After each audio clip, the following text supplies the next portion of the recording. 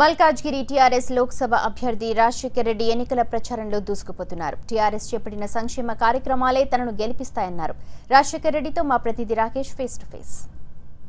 మల్కాజ్గిరి నుంచి టీఆర్ఎస్ అభ్యర్థిగా పోటీ చేస్తున్నారు మరి రాజశేఖర్ రెడ్డి మనతో ఉన్నారు.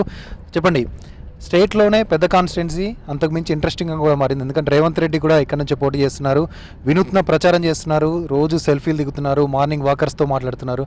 మరి మీ ప్రచారం ఎట్లా నడుస్తుంది? నమస్కారం రాకేష్ గారు.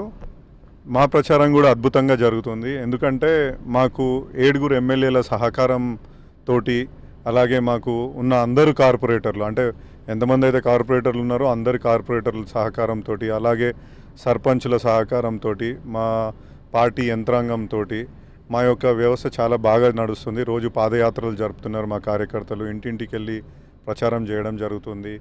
ఏవైతే మన ప్రభుత్వ సంక్షేమ పథకాలు ఉన్నాయో వాటి గురించి ప్రజలకు ఇంకా, అంటే మన గౌరవ ముఖ్యమంత్రి గారు ఏవైతే ఇచ్చారో ఇంకా ఏమి ఇవ్వబోతున్నారో కూడా అవి చెప్పి ప్రచారంలోకి తీసుకుపోతున్నారు. ఎందుకంటే మాకు ఇన్ని పాయింట్లు ఉన్నాయి, చెప్పాలనుకుంటే ఎన్ని సంక్షేమ పథకాల గురించి చెప్పుకుంటూ పోతుంటే మాకు టైమే సరిపోదు. సో మాకు అదే మా ప్రధాన ఇవాళ కేసీఆర్ గారు, మా గౌరవ ముఖ్యమంత్రి కేసీఆర్ గారు ఏదైతే చేస్తున్నారో వాటిని మేము ప్రజలలోకి తీసుకుపోవడమే మా యొక్క ఉద్దేశము, మా యొక్క ప్రచార సరళి కూడా అదే.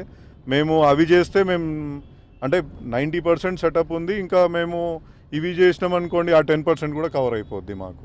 అయితే రేవంత్ రెడ్డి చెప్తుంది ఏంటంటే దేశానికి 2వ రాజధానిగా హైదరాబాద్ని తీర్చిదిద్దుదాం, దేశానికి 2వ రాజధానిగా ప్రకటించేలా కృషి చేస్తామంటూ కొత్త హామీ ఇస్తూ ఉన్నారు.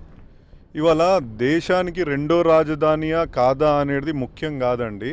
ఇవాళ మనము ఒక ఎగ్జాంపుల్ తీసుకోండి, ఇలా ఢిల్లీ మహానగరాన్ని తీసుకోండి, బీజింగ్ మహానగరాన్ని తీసుకోండి.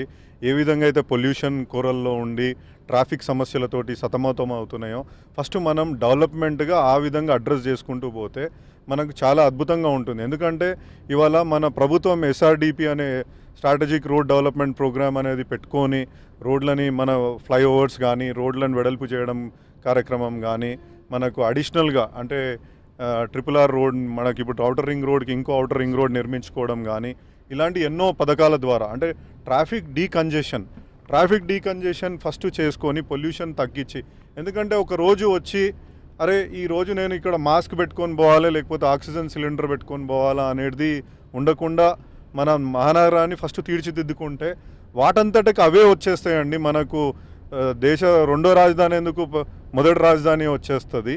సో ఇది మల్కాజ్గిరిలో ఉన్నటువంటి సమస్యలను అడ్రస్ చేస్తూ ఉన్నారు. కానీ రాజకీయాల్లో మీకు ఎక్స్పీరియన్స్ లేదు, 0 ఎక్స్పీరియన్స్తో పాలిటిక్స్లోకి వచ్చారు. కేవలం మీకున్నటువంటి ఫ్యామిలీ బ్యాక్గ్రౌండ్ చూసుకొని ఇప్పుడు బరిలోకి ఉన్నట్టుగా కనిపిస్తూ ఉంది.